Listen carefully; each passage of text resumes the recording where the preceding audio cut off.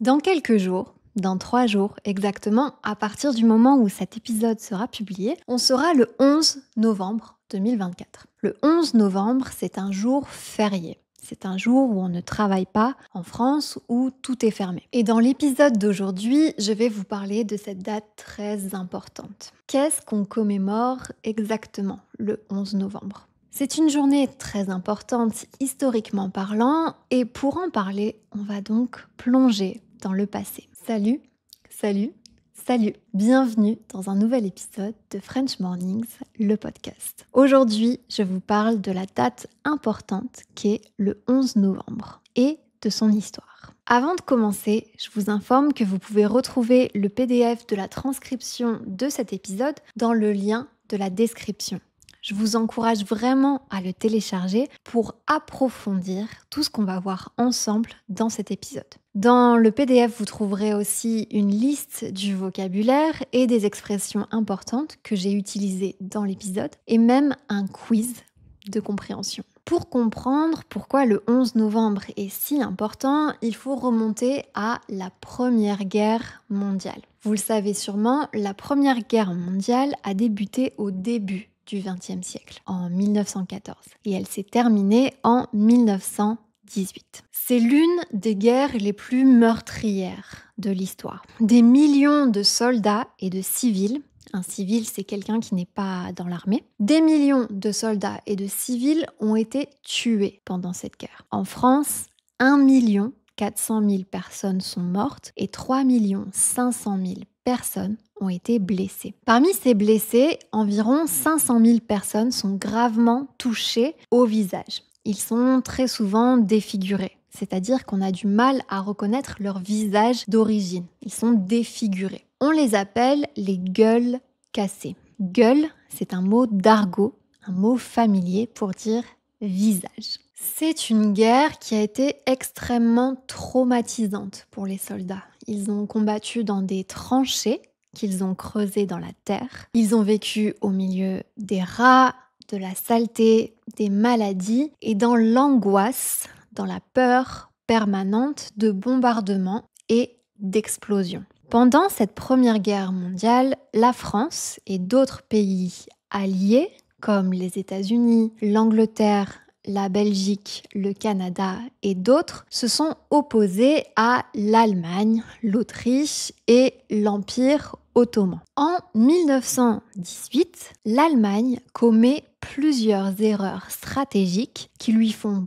perdre l'avantage et l'amènent à la défaite. C'est-à-dire qu'elle avait une bonne position stratégique, mais qu'elle l'a perdue. Elle a perdu l'avantage. Le 11 novembre 1918, c'est le jour où on a signé un armistice. Il y en a eu plusieurs, mais c'est celui du 11 novembre qui est le plus important parce que c'est le dernier. L'armistice, c'est un mot qui désigne un accord pour arrêter les combats. Ce n'est pas encore la paix définitive, ce n'est pas un traité de paix, mais ça signifie la fin des batailles, l'arrêt total des combats. L'accord définitif qui marque vraiment la fin officielle de la guerre, c'est le traité de Versailles, qui est un traité de paix et qui a été signé en juin 1919 dans la galerie des glaces du château de Versailles. Ce qu'on commémore donc le 11 novembre en France, ce n'est pas vraiment une victoire. C'est plutôt une journée pour se souvenir des souffrances de la guerre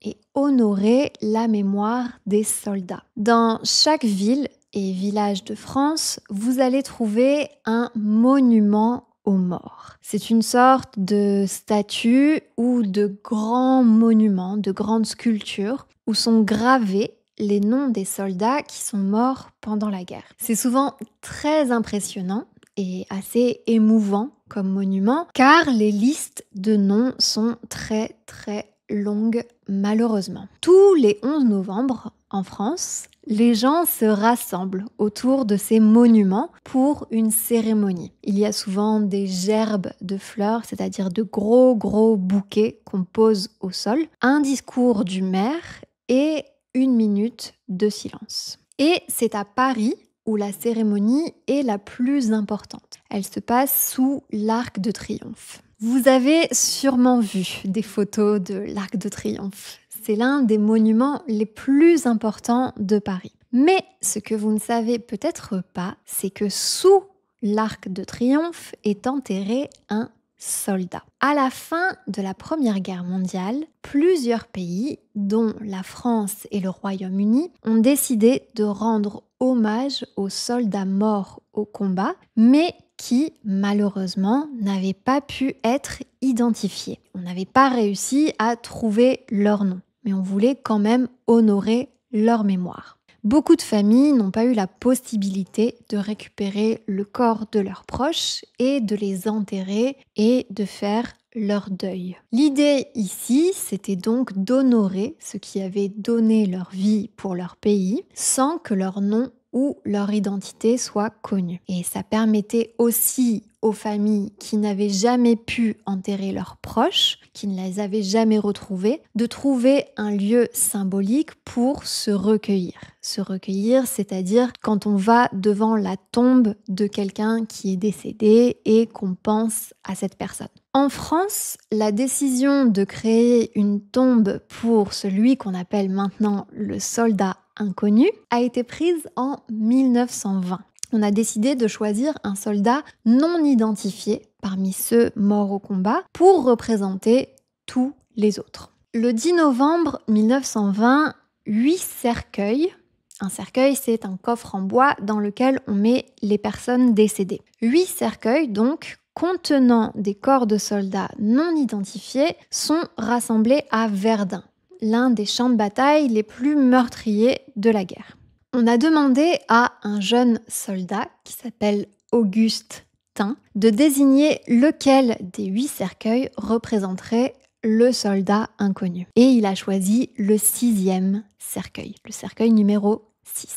En janvier 1921, le cercueil du soldat inconnu est transporté à Paris et enterré sous l'Arc de Triomphe. 2 ans plus tard, en 1923, une flamme éternelle est allumée sur sa tombe. Cette flamme, elle symbolise le souvenir perpétuel, le souvenir éternel de tous ceux qui sont morts pour la patrie pendant cette guerre. Et tous les soirs, depuis 1923, la flamme est ravivée lors d'une cérémonie qu'on appelle le ravivage de la flamme. Raviver, c'est un verbe qui veut dire rendre plus vif. Quand on ravive une flamme, on ajoute un combustible pour qu'elle brûle encore plus. L'histoire du 11 novembre ne s'arrête pas là. On va faire un bond de quelques dizaines d'années dans l'histoire pour parler maintenant de la Seconde Guerre mondiale. C'est une date qui est très liée à l'histoire des guerres. Pendant la Seconde Guerre mondiale, en 1940,